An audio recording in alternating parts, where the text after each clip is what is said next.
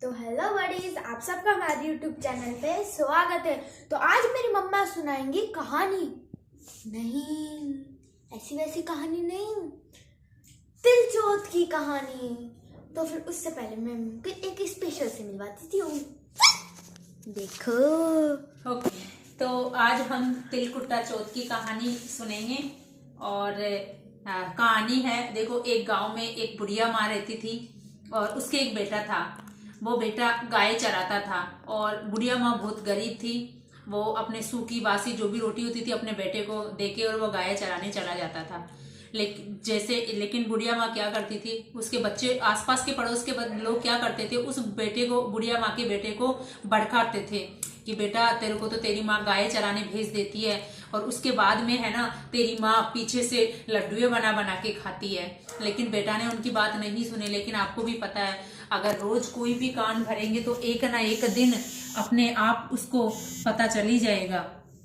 ठीक है, तो एक दिन क्या था, बुढ़िया माँ अपनी संकट चौथ माता का व्रत करती। बुढ़िया माँ ने अपने तिलकुट्टा चौथ माता का व्रत रखा था। तो वो जैसे ही उनका बेटा गाय चराकर जंगल से लौटा तो बुढ़िया माँ तिल के लड्डुए बना रही थी। तो जैसे ही बेटे ने देखा, माँ तू तो यहाँ पे लड्डू, मेरे पीछे से लड्डू बना के खाती है और मुझे ठंडा बासा सूखा रोटी देती है, मैं अब इस घर में बिल्कुल भी नहीं रहूंगा, मैं इस घर को छोड़कर जा रहा हूँ।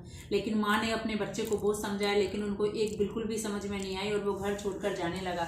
लेकिन माँ ने कहा, बेटा ठीक है, अगर आप जा रहे हो तो मैं आपको ये चौथ माता की आका है, ये लेके जाओ। अगर आप पे कोई भी संकट आता है तो आप चौथ माँ का नाम लेके आका पूर्णा, आपके सारे संकट दूर हो जाएंगे। तो बेटा गया, जैसे ही आगे बढ़ा, एक बहुत भयानक शहर नहार मिला उनको। शेर ने, जैसे ही शेर को देखकर वो थर थर कांपने लगा।